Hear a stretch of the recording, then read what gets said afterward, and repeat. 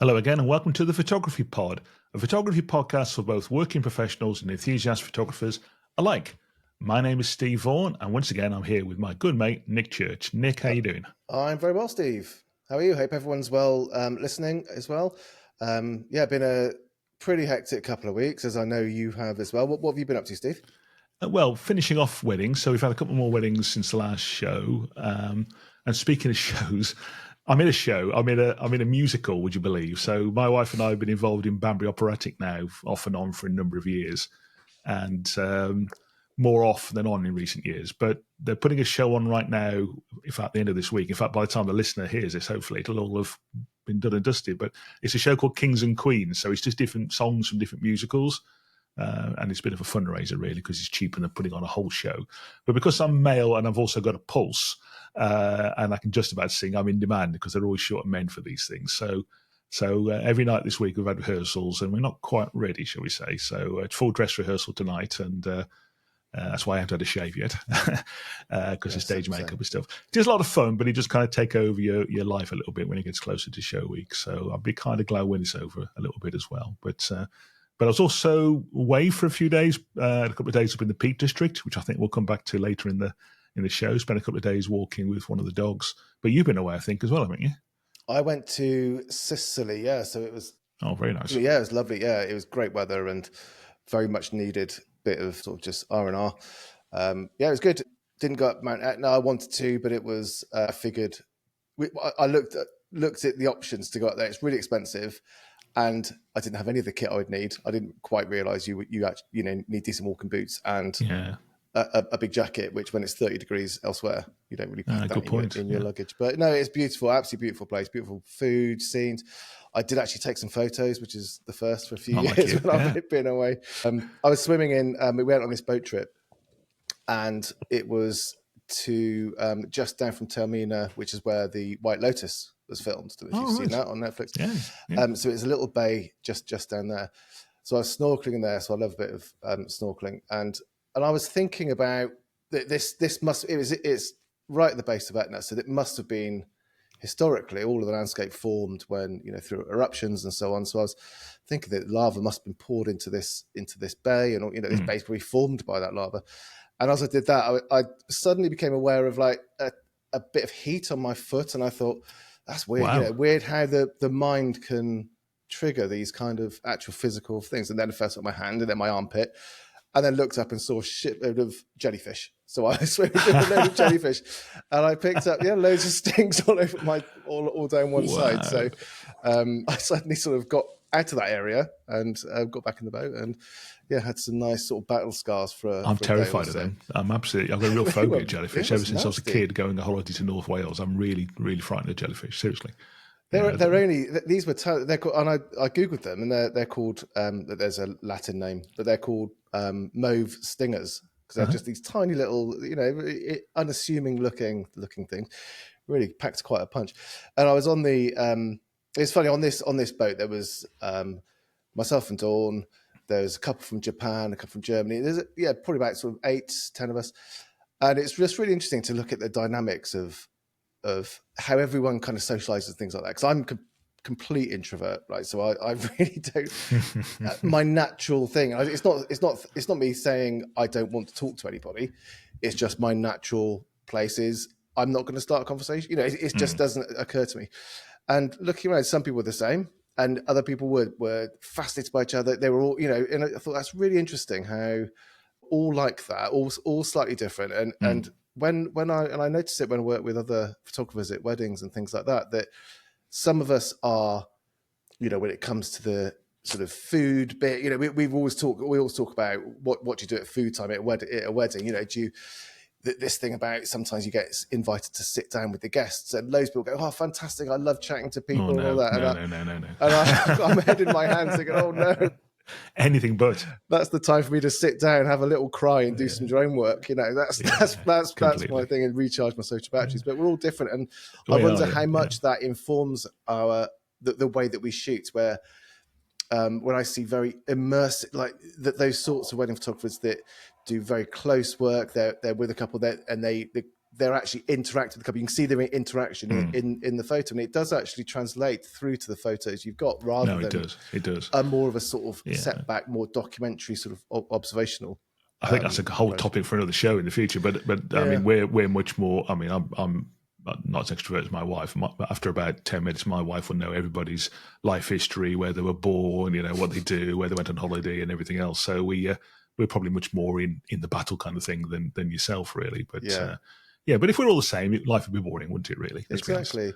But do you find that there's almost a you're right. This is way off topic. There's almost like a view that an introvert is in some way a negative trait, and in some ways it is. Socially, of course, it is, but also it's just difference, isn't it? I mean, an introvert needs their own, that they recover and recharge by a bit of their own, just their own time, a bit of peace and quiet.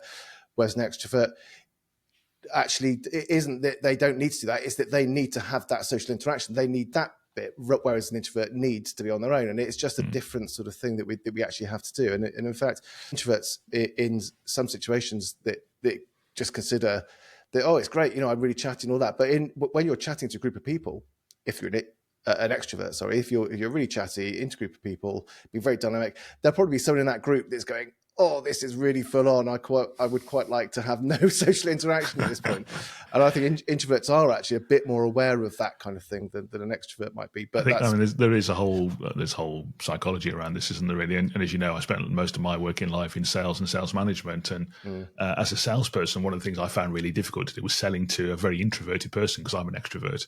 But yet, and also surprisingly, some of the best salespeople I ever worked with, and still do actually, as in my training role, are introverts. They're not people who are not your archetypal salesperson, give to the gab, Mr. Charisma kind of people. They're people that are quite shy, but actually understand the process and understand what's involved, really. So, but I think we should come back to photography, because I think the listener might think we've joined the What's Psychology Monthly or something like that. Absolutely.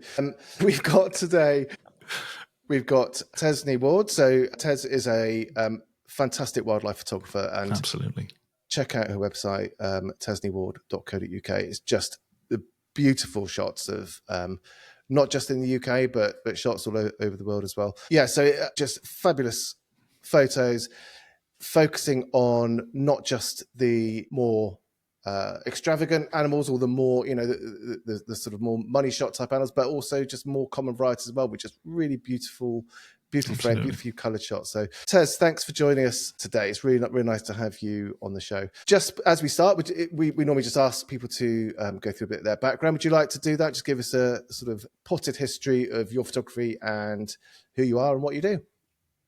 Absolutely. So, my name is Tesni. I feel like I need to introduce myself as an introvert after the conversation you just had. Yeah, introverts. Introvert. So, yes, I'm based in the Peak District. I've been lucky enough, I can't speak this morning, to live in the area for over 15 years. And I've gradually moved closer and closer to the point where I'm now actually in the Peak District. So I've been doing wildlife photography full time for nearly 9 years now. It's all exciting in the background. So I will hit my 9-year anniversary, so to speak, in February.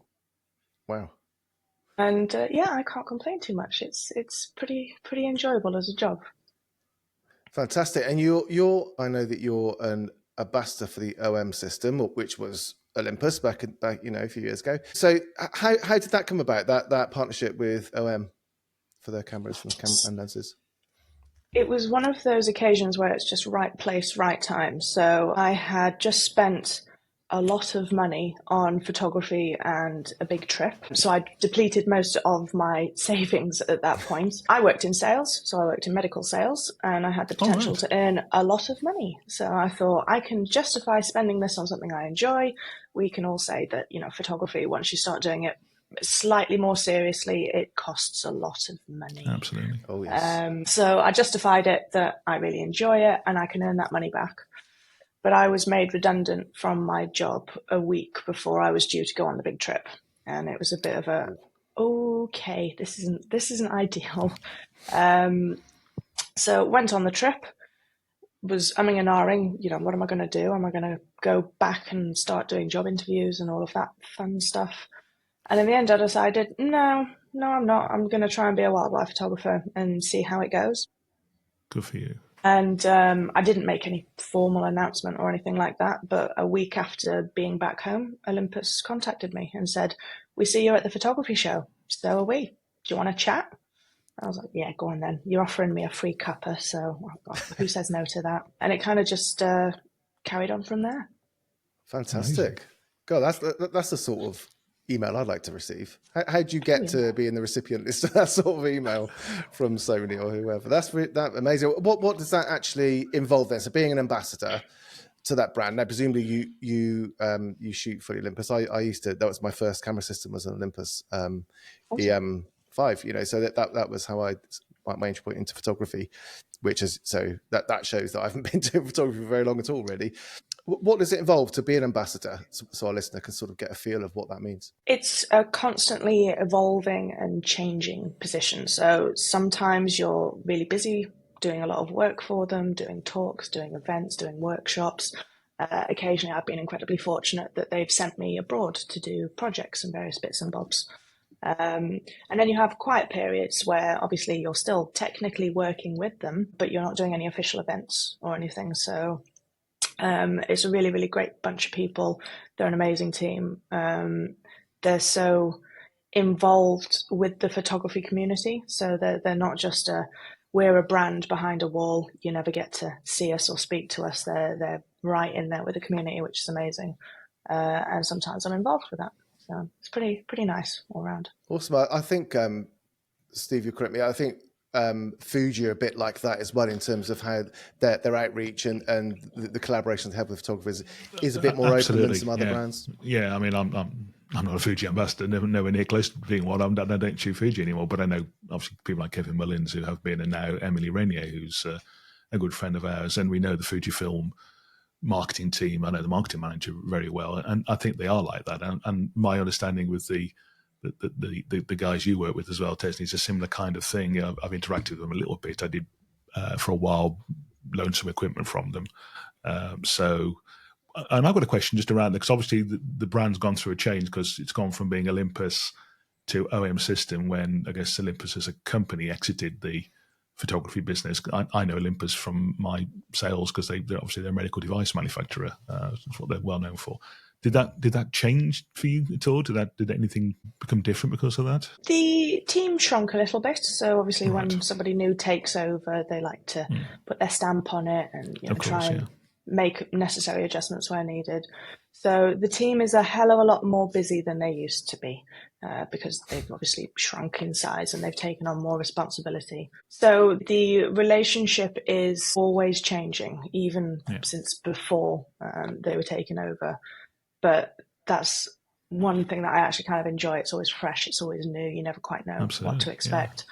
So I wonder if that shrinking of a team, Tez, is partly responsible for using ambassadors to do things like creating videos, creating content, all those other things, rather than having an in-house team that are content creators doing it for a much larger organization would have. Maybe that's linked.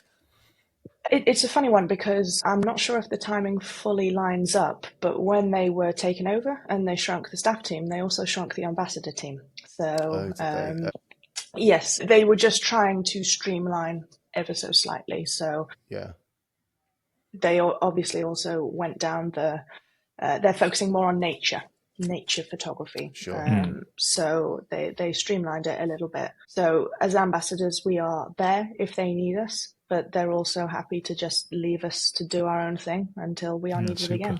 So there's never any pressure. I don't get a paycheck at the end of every month or anything like that. But it's nice to kind of have that flexibility. And if there's some work, they'll let me know. If I'm available, awesome. And if there's none, until we meet again, and we just get on with our own bits and bobs. That's a super relationship there, really, because you've got the flexibility and the independence, haven't you, really? And but you've got the support there if you need it as well. Yeah. So when I shot Olympus, it was. So are you shooting what's the main camera body? It used to be the EM1. I mean, what's that? What's the equivalent now, Tez? The OM1. So OM1. It's just still one. the OM1.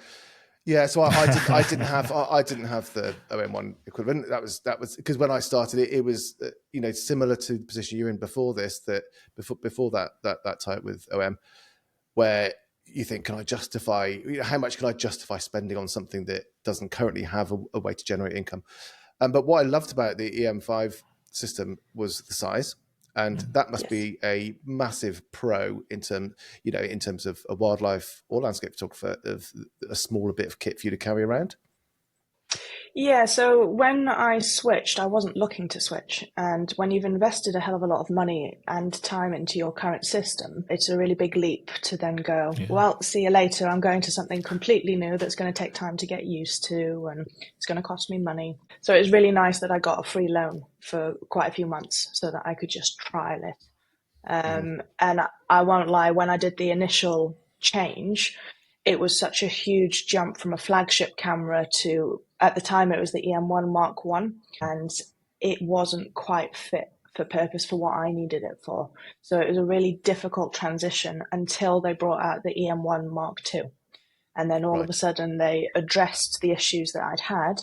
And then every new model, they keep improving, they keep up in the ante, so to speak. Because Olympus OM system, because they come from that medical side, and even when they were still part of Olympus, photography was a bit of fun for them. They already had the technology, they already had the optics, so they were just like, well, let's have a little bit of a play with some photography stuff. It was never meant to be a big money earner for them. So their lenses, their glass, in my opinion, are some of the best in the business. So there were just so many pros that just kept sort of swaying me over, and I'm a very happy girl. So for the listener, I'm sure most listeners are aware that the Olympus uses a micro four thirds sensor size, which is half the size, Tez, from a full frame. Yes. Yeah, so 2 times crop. Yeah, so a bit more than a crop, APS-C type. Yeah, APS-C. Yeah, that's the combination of letters I was desperately searching for. So things do tend to be smaller. The lenses are smaller. The OM1 is still quite a sizable, sizable camera, but smaller than the equivalent, certainly DSLR and mirrorless, sort of full frame mirrorless. What are the pros and cons from your side, from your point of view, Tez, of using that micro four thirds system? So for me, there's several big pros and just one con that's left, and they can fix that very easily. So the pros, my people often refer to it as the big white lens. So my big lens, compared to my old big white lens, is a lot lighter, it's a lot smaller, and by the use of converters, I can get up to 2,000 millimeters of equivalent focal length. Wow, amazing. That's huge, and that gives me the ability to get images that otherwise you simply couldn't get. Now, sometimes there's the argument with some of the full frame, larger megapixel cameras, well, why don't you just crop? Now, I haven't entered competitions for quite a few years now, but I still follow the guidelines and rules that they set for entries, because I think it's just a good framework to follow. And they don't let you crop your image more than about 75%. Oh, is that right? So wow. it obviously, it does depend on the competition, but often that's one of the things that is stated. Don't clone things out. Don't go crazy adding skies in and unicorns in the background. And don't crop your image more than sort of 80, 70% of the full size. So yes, you can crop with a larger megapixel, but can you then, if you get an absolute worldie of an image, can you then enter that into some of the bigger competitions? I never knew that. The answer's probably no. It totally makes sense about adding things, removing things, and adding a unicorn. Which is why you don't see many unicorns in the world. The wildlife. Funny that, isn't it? Yeah. But cropping seems not like that doesn't seem in the same category to me. But if that's what it is, I mean, like there's so many photos, like famous photos, like I don't know, Che Guevara with his cap on. It's actually a pretty small crop from a much bigger image with loads of other people in it. That does seem. But I guess it's back to getting it right in camera, really. If you get it right in camera first and foremost, really. I mean, I shoot with high resolution 61 megapixel cameras, but I'd still rather get the image properly exposed and properly sized in the camera if I could, really. And so I totally get the optical reach of the micro four thirds system. Certainly, makes a lot of sense. That reach must be very important to you, Tez, because looking at your portfolio, you do have a very, I mean, it's completely immersive shots, aren't they? The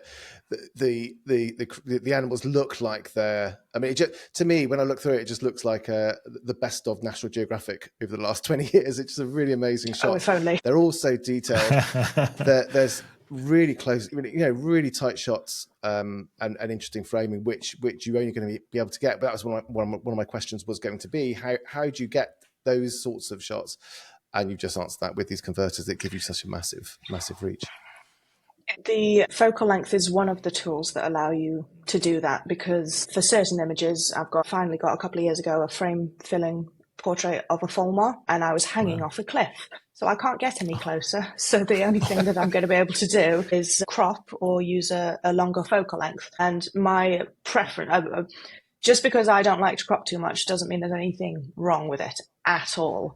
But from my experience with this camera, I've done comparative shots where I've either taken it without converters and I've cropped in, or I've used converters and I've tried to get the equivalent image and see which one's better.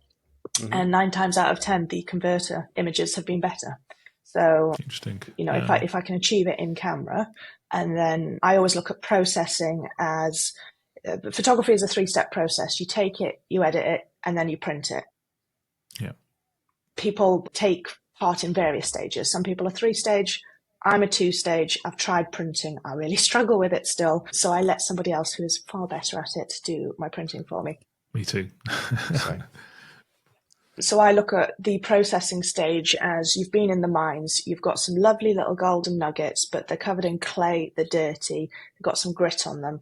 When you're post-processing them, you're cleaning them, you're polishing them. It was still a golden nugget to begin with, but you're just bringing out that full potential. Absolutely, yeah. So one of the things I remember from using converters, I don't know a converter at the moment, but I've played around with them in years gone by, is obviously you get the reach. You might lose a little bit of optical quality, but I guess these days that's probably negligible. But you do also lose some light, so you might go down, you might lose a stop or even 2 stops depending on the converters. How do you manage that? Bear in mind, I guess we'll come on to this, but with the Micro Four Thirds sensor, I guess one of the things you want to do is keep the ISO reasonably low. How do you manage that? So these days with the OM1 Mark 1 and the Mark 2, the high ISO performance is damn good.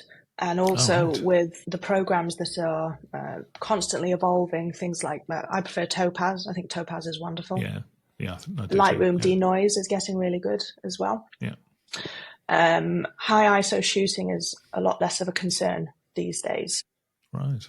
So some of the big pros of the Micro Four Thirds, the image stabilization is exceptional. You can get up to 8.5 stops of stabilization. Wow. You pair that with the fact that it's lighter and smaller, so your hands aren't and your arms aren't, wibbly wobbly and quite as much to keep it still. And then this is a pro, but it's also a con. And I'll explain why. But the depth of field, if you took exactly the same composition with a full frame camera and a Micro Four Thirds camera, the depth of field will appear wider on the Micro Four Thirds. It's all to do with the focal length that you're having to use. Yeah. So you're able to get away with shooting wide open, but you're still getting the full subject in focus. You're not having to stop down and therefore lose even more light. So I regularly will handhold wildlife. I don't want it slower than a 500th of a second, but if you've got to do it, you've got to do it. And, I've done wildlife a half a second before. I've done it slower. Gosh. When we've had those wonderful northern lights in the UK, I've dangled out of my bedroom window and I've handheld 4-second images with a shorter lens. Yeah. But, I'm not setting up a tripod all awkwardly on the roof, so I just dangle it out and get the shot. So with all of the big benefits of the system, it means that losing a bit of light through a converter is worth it. It's worth the risk. Okay. Amazing. Yeah. When you do these projects that you're working on, wherever they may be, can you talk a bit about your process to getting into the location? How long do you spend waiting for the right shot or track? How do you find the birds? How do you track them and find where they're going to be? How does that work? So one of the downsides to being a full-time photographer is you actually end up getting less time to do your own photography half the time. It's just got to pay them bills. So it can be difficult to put weeks aside to do projects. So I'm going to Madagascar in 3 weeks. Can't wait. It's going to be my first spell of just my own photography. I'm not running a tour. I'm out there with another great photographer, David Tipling. So we're literally just going out there to do photography. It's going to be great. When I'm doing the projects at home, and I'm kind of having to start from scratch because I've moved house in the past 5 months, I have all of these new locations accessible to me. And I haven't had the chance to go and check any of them out yet. I've not had the chance to go and walk my local routes, find new badger sets, find new locations.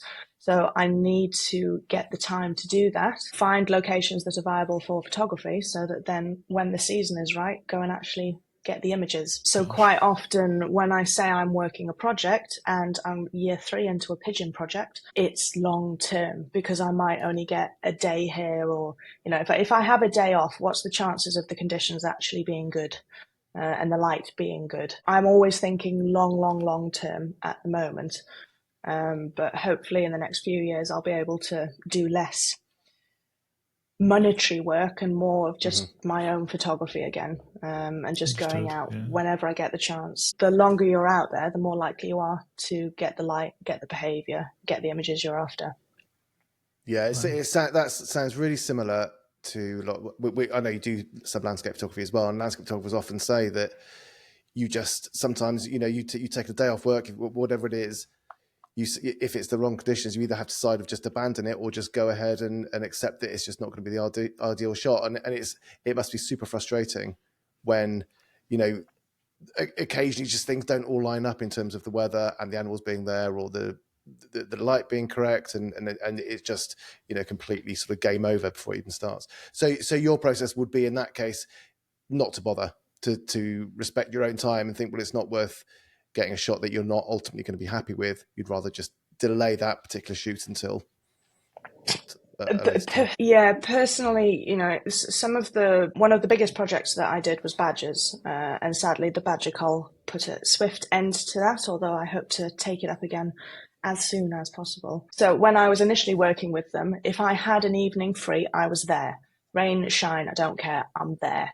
And then as I started to develop the portfolio and I started getting the images, it was pointless going back in incredibly bad conditions where the light was just unworkable, because I already had a body of work that I was happy with, and I was starting to be a lot more specific about the type of image I want, the behavior, the light.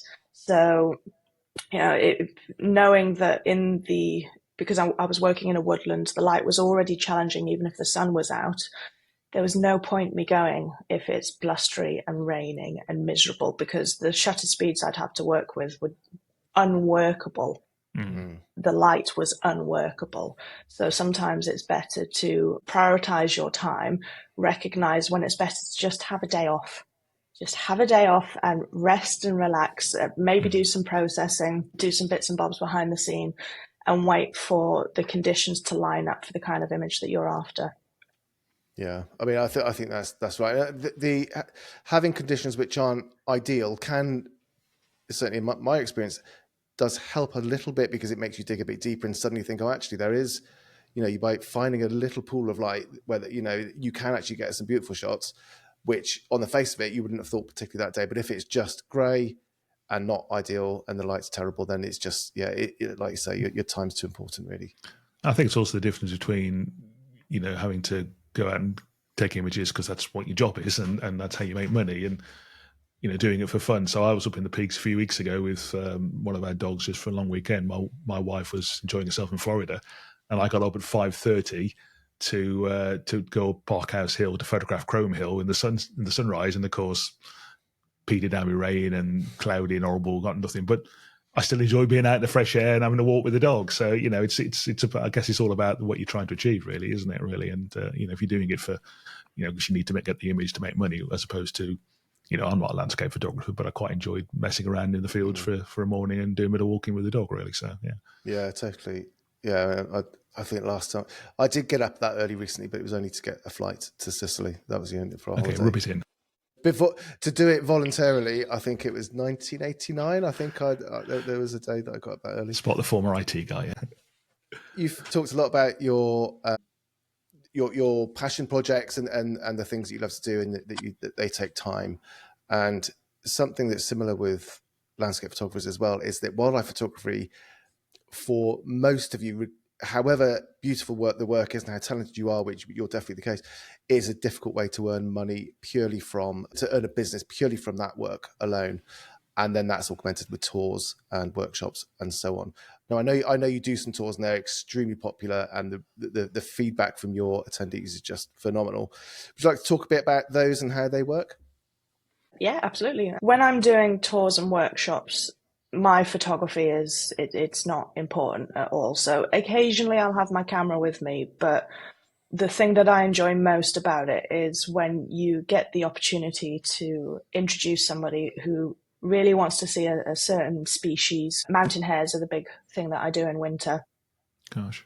When they see it for the first time and you just see their face light up and they're just so excited, and that is such an enjoyable part of the job for me. We are so disconnected from nature as a society, and I think it's really important for people to get outdoors, even just for a walk, a dog walk, just to sit in the woods and listen to the bird song. Absolutely. And certain wildlife that we have can be quite difficult to find, difficult to photograph.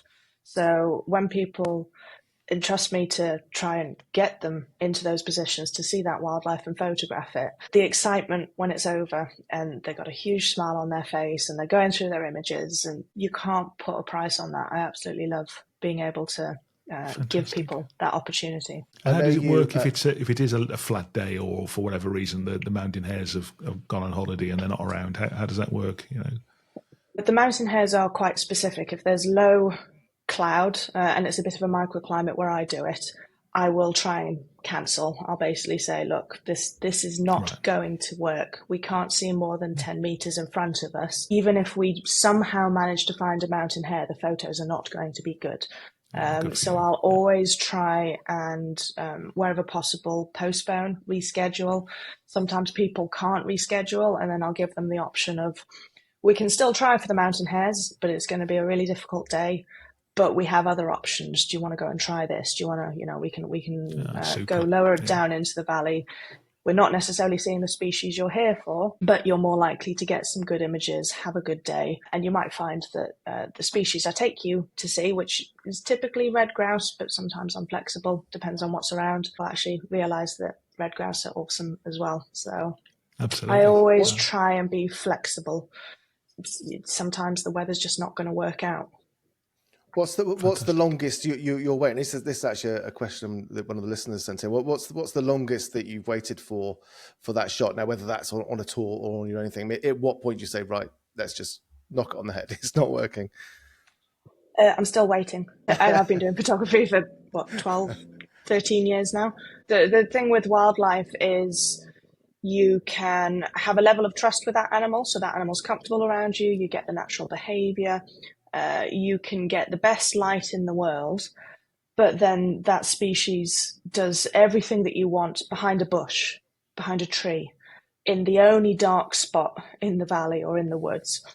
There is always an element of luck, and the more you work with a certain species, the more you see potential images that you could achieve. Mm-hmm. And you're just waiting for it. You're waiting for everything to line up. So there was one badger photo. It was a badger called Lissa. She's sat on her rear end and she's preening. So her legs are up in the air. Her arms are kind of flopping down. Golden light, beautiful. I'd been waiting for that for years. And I'd seen the behavior almost every single evening, but the light was always bad, or there was a badger in the way, or a bush.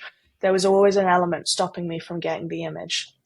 And when I finally managed to get it, I was over the moon. I was so chuffed that everything had finally lined up. No SD card. No. I would have died. Have you had the opposite problem of animals that are inquisitive and actually come towards you and then they're not exhibiting their natural behaviour?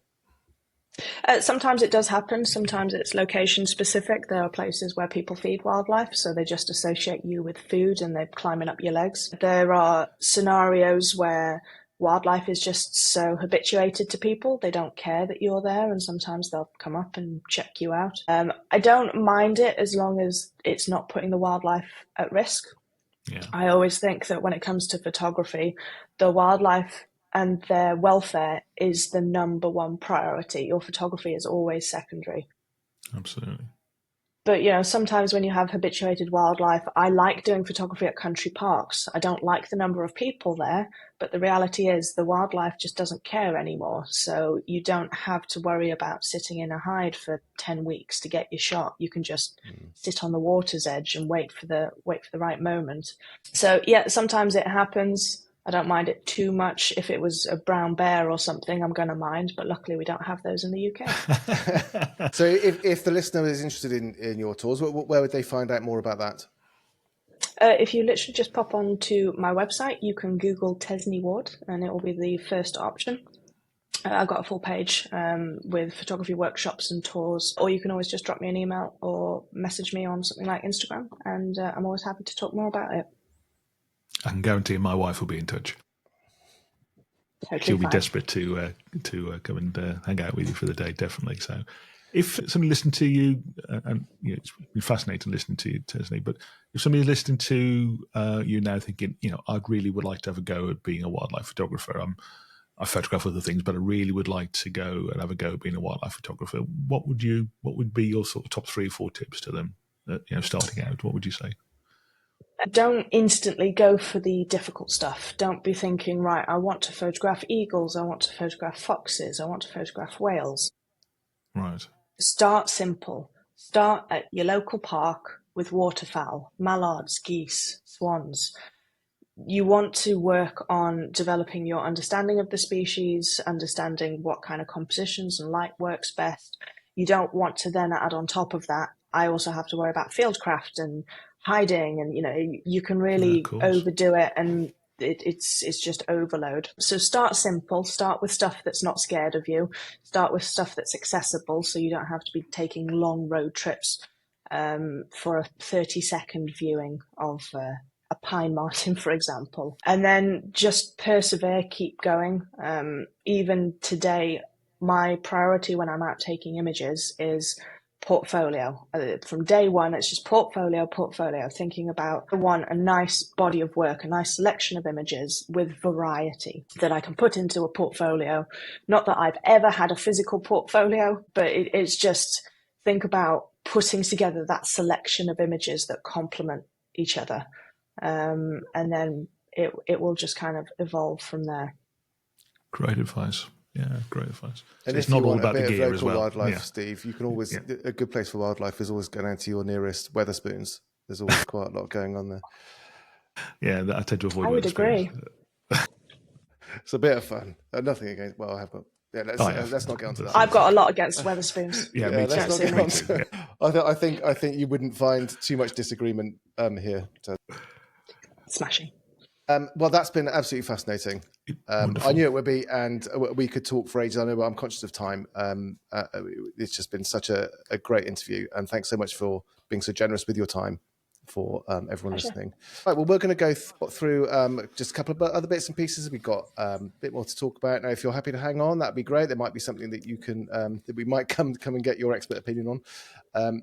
So, Steve, news this week. Bless you. What have you noticed around going on in the big news I noticed in the industry was the death and then the resurrection of Rotalight. So do you use Rotalights? You got any Rotalights? No, I haven't. No, I completely Godox. Okay. So Rotalight is a UK company based in High Wycombe, about 30 miles down the road from here. And they're best known, obviously, for their round LED lights, hence the name. UK made, UK designed, and we've got 3 of the Neo 3s. They're about the size of a dinner plate.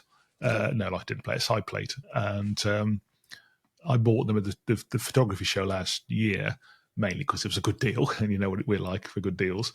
and it came in a box of 3 with rechargeable battery stands and everything, and effectively half price. And I love them. I mean, they're not flash replacements. They're an alternative, really. And things like dance floor work, they can be great. And I've used them for Zoom calls and things. That I'm not using them today, really. Well, but they've got a massive. But they're used a lot in films, right? I mean, in the film industry. Completely. Yeah, they're bigger ones. They're big films. Lights are used in places like Pinewood Studios and things as well. But I guess their problem always is that they've got a UK manufacturer and a UK cost base, and they're up against, as you've mentioned, the Chinese brands, really. So and the problem they've also got is their curious choice of specifying sizes around crockery items. Right, because you said it's a side plate size. I mean, is that, that's purely my analogy. Nothing to do with rectal light. That's just, by the way, my warp mind works. But they announced this week that they were going into administration, and that obviously is not good news for the employees and things. And I'm in their user group. And then they announced within a couple of days that actually that it looked like the directors had come to some kind of arrangement and bought the brand. So it seems like they are going on, but as a new entity. Oh, amazing. But what their business model seems to be now is purely direct. So obviously they used to sell through the camera shops, but now it seems like they're only selling directly on roadtolight.com. But if you are interested, they're listed. There's some pretty good deals, really, pretty much half price and all their stuff, because I suppose they haven't got the reseller's margin there to factor in. So it'll be interesting to see what happens. I mean, as a UK company, it would be great if they can survive and prosper, really, because it's difficult enough to make money in this country and to make things in this country, and it would be great to see them go through. I think they're really nice people. I really enjoyed talking to them at the photography show. I think the products are great. And I know you thought very highly of them. I saw you at the photography show with your bag of goodies that you'd picked up. The only thing I saw industry-wise this week was Fujifilm stating that they believe that younger people aren't really practicing photography in the same way, and this is why they're creating camera bodies like the XM5, which actually it's like a V100 the X100, you mean? X100, yeah. So it's similar in some ways to that. There's certain features in there for vloggers, like there's a portrait mode and it crops to Instagram, and so it's very much targeted at being able to get content directly onto Instagram and that sort of thing. And they're kind of realizing that the younger creators and photographers are using things like clips and content rather than classic photography. Just thought it was an interesting thing. I don't think that that's a concern. I don't think that young people aren't taking photos, because of course they are. There's a continual flow of new photographers joining the industry, certainly in weddings and commercial photography. But that's just an interesting area that certainly we've seen things like in the wedding industry, content creators becoming much more popular and much more common now. They have traditionally had iPhones on gimbals, and maybe that's going to be sort of logical extension of they're going to start using that sort of kit. I think it's an inevitable trend, and I know Fujifilm and Sony. I mean, how many vlogging cameras does Sony have? And I can't even work out all the different model numbers. Is that something that's impacted the OEM system brand, Tesni? Are you seeing that happening in their hardware as well? That move towards the sort of hybrid / content creation kit? I would say, from what I've seen, no, they are still focusing primarily on naturey outdoor photography. Right. And that in itself, I would argue, has the potential to drive more young users to the brand. Right. Yeah, interesting. Yeah. I mean, their cameras are great video cameras, aren't they? Because you mentioned the IBIS and everything in them as well. So interesting. I think it's, the archetypal late middle-aged white man dragging his big rucksack around the cameras, the photography show, there are less of them around, for obvious reasons. Well, I thought that was something really encouraging in the show last year. I know, Tesni, you were presenting there. Well, if you're there this year, I know we're not allowed to mention yet about who speakers are. If you're there this year, then we'll catch up, have a coffee. What I noticed was a lot of a younger general demographic than previous years. It's gonna be a good a thing. lot more balance with more female photographers than I've seen in previous years. More male models rather than just a load of female models. So I was really impressed with that, and I think that diversity is something that's really good for the photography show. And long overdue, frankly. Yeah, interesting. Yeah. In terms of other industry news, you mentioned that new Fujifilm camera. There's rumours that there's going to be a new Sony camera announced next month, which allegedly is going to be the A1 Mark II. I don't know if you've seen that. I think it's the same sensor. They're just going to give it a bit of an update in terms of the software, probably improve the focusing even more. But I don't think it's going to be a new sensor in it because it's still that 50 meg stack sensor. Yeah. So obviously there'll be a flood of second-hand A1s on the market, which might be quite a nice buy for anybody looking for something for weddings. I don't have an A1, but I know a lot of people do and swear by them for weddings and other work as well, of course. So one of the downsides, well, in fact, I say one of the downsides of being VAT registered. I'm trying to think of an upside, so there's no upside. But one of the issues being VAT registered is that there's the second-hand market isn't really a logical thing to dip into, because you might as well get it new. But I do need to, as we've spoken before, I do need to look at replacing my camera bodies. I'm kind of waiting for the. I don't think I need an R5 for weddings, but the A7 I'm interested to see. Probably next year. Next year. See if I can limp on until then. So, from a techie point of view, Neil, what have you come up with for this week? Anything new? Any thoughts on that? Not really. The only thing I've been looking at this week is there's been a couple of workshop clients of mine that have had issues with memory, working out how much memory they're just using. Things are going slow, and when things computers, are going slow, you mean? So computer memory, typically with Mac, and whenever things are going slow in Lightroom, this was some Lightroom Classic clients. It's always the same thing. It's always the previews file that's just huge, and delete that, and suddenly they're up and running. But it is a worthy reminder that people are often being advised to look at Open Activity Monitor on their Mac, look at the memory, how much memory is free, and Macs just don't work like that. So Mac, whatever memory you've got in there, it will eventually become no bytes free, because that's how it works. A few years ago, they changed the architecture so that if you're running a program like, say, Photoshop, then you close it, it will keep all of that stuff in RAM if there's space, because you might open it again. There's no point getting rid of it and then loading it back up again, because that's slow.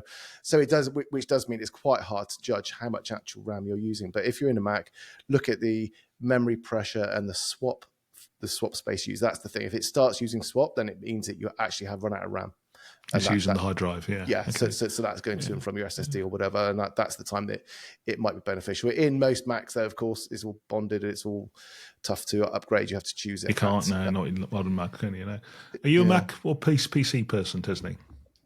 I am a Mac. I hate how expensive they are when you buy them, but they last me a hell of a lot longer than any Microsoft has, and I use a 4 terabyte external hard drive to keep any of my major things, and then I just have my recent archives on the computer, so they eventually get moved over to keep as much space as possible free. Yeah, I'm one of those strange people. I use both. I'm on a Mac right now, but I also have got a PC, mainly because of my training business. Sometimes being in the PC world is convenient, but I know which I'd rather use, put it that way. I know, yeah. What I love about Mac, when I moved to Mac years ago, the thing that I loved about it is never having a message saying something like FX71246C.dll not found. Something completely, you never get anything like that. Or, in fact, apart from price, in fact, the only downsides of a Mac system I can see between having lots of experience with the two is price is much higher on a Mac for the same spec. And if you're into gaming, there's just not, the titles aren't there for game. But that's not due to the power or the graphics. It's just that games manufacturers just don't see that as a big market. So one of the things I was going to just bring up in this section, and it will also hopefully set up our next guest, which I'm going to come back to, is and this is weddings, unfortunately, but how much do you do flash work at weddings, and how much do you play around with flash modifiers if you do flash work? I tend to use flash quite a lot. Okay. I'm not one of these photographers that uses flash all the time. I know some do and create that sort of very, very contrasty look. Once the light's too low for me, not just to get the shot I need a decent ISO, but if there's not enough contrast in the shot, that's where I'll bring my flashes out. I have a Magmod setup for all of them, and for me it just gives, I know it's not, you want the modifier to be as big as possible. In the studio I've got these big soft boxes which I'm using now. It'd be great if I could have those. If I had a larger team, if I had an assistant, I would consider bringing those because they're just as quick to put up. It's just a faff when I'm on my own. So these Magmod systems are just great, but they are quite small. And I do get the feeling that when I've got a flash, let's say I'm doing an off-camera flash with a couple. So I've dialed in lots of ambient light. I've got the background of the venue nice and warm. Then using flash to sort of, highlight the couple. Well, when my flash is 10 feet away, I know that Magmod's not really making much difference to the softness of the light. So having something bigger would be more useful. What about you? What do you tend to use? Well, I've got a bag full of Magmod stuff as well, which I bought secondhand because I resented the price of buying the stuff new for bits of rubber and gel, frankly. But I'm in this group called Flashmasters, and there's a guy in there who we hope they're going to have on the show at a future day called Alex Buckland, and he raves about these things. So this isn't going to work if you're on the audio-only version of the podcast, but it's called SNDV. It's a manufacturer, and I think they're a Korean company, but they've got a whole range of soft boxes which literally just pull up and they pop open. Right. What umbrella style? Yeah, but the beauty of it is it literally just folds flat, and you just literally pull it and it clicks and then folds flat again. And I've been playing around. Well, I say I'm taking the photo. Poor old Samantha's having to hold the camera and the flash and the softbox, but just putting it on a boom and booming it over the couple for like a final sort of what I call the last picture of the day, really, where you've got a bit of outside lights and stuff, really, and I'm super impressed with it, really. So, but unfortunately, you can only get them on AliExpress, so you have to buy it from a Chinese company and import it, really, which I'm not massively keen on doing, but there's no other way of getting it. So, but strongly recommend it. I'll put something in the show notes about it, but I think it was 100 quid for a 28-inch one. And is it quite light? Because that's always super a problem light. I find with light. With any softbox, like you're then thinking, right, are my flimsy stands that I just carry around at weddings, do I need to upgrade those? And suddenly no, super light, and it's designed for like a V1 or an AD100 type. You can get different adapters, but the one I bought is literally for the round flash, and it's great for that. Really, well, I hope they have different alternative channels to market then soon enough. It's very hard stuff like AliExpress. If you do any commercial work, I've done some work with SJP, sort of a big financial house, and for those sorts of clients, you do need to have an anti-slavery, modern slavery statement on your website, and that means analysing all of your supply chain. And as soon as you get something on AliExpress, it's just impossible. And then there's not to say that any of those people use AliExpress as an outlet are doing anything dodgy, but it's just impossible to sort of ascertain and prove that they have these. That's a super important point. I hadn't thought about that. Yeah, really important point. So.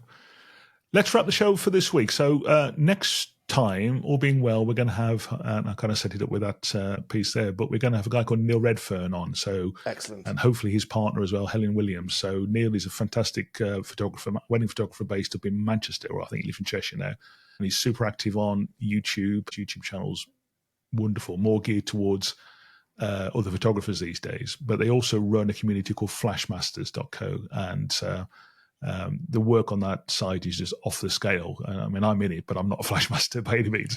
But he does an awful lot of podcasting and that. So all being well, he'll be on the show next time, and all being well, it would be both of them. It would be great to get them both on, talk a bit about what they do, and also a bit about the Flashmasters community. So awesome. Looking forward to that. Tesni, thank you ever so much again for being with us this week. It's been fantastic finding out about what you do. Absolutely love your work, and I also love the Peak District. It's my favourite part of the UK. So walking, landscapes and good beer. So it all adds up nicely for me. So thank you ever so much for being with us again today. Pleasure. And Nick, as I don't normally give you a chance to say goodbye, do you want to say goodbye to the listener this time? I do want to say goodbye to the listener, and thank you for listening. And do share, spread the word about the podcast and the Facebook group. We love doing this, and it's just really great to get the feedback that we get. Do leave a review on Apple or Spotify. I think do it on Spotify. They're really handy just because it helps other people find the podcast. So it does. It helps in lots of weird and you get ways. I'll tell you what. I'll give a free gift to somebody that does the first Apple review. So get in there. There you go. That's insane. But I've not specified what it is. But it'll be better. It won't be a camera, and it will be better than a bag of crisps. So Tesni's on the phone already. She's ready. No, it's got to be someone that's not been on the podcast. Well, there's an incentive for your dear listener to give us a review. In all seriousness, thank you for taking the time to listen to us today. We'll be back again in 2 weeks' time. Until then, happy photography, happy shooting, and we'll talk to you soon. Goodbye.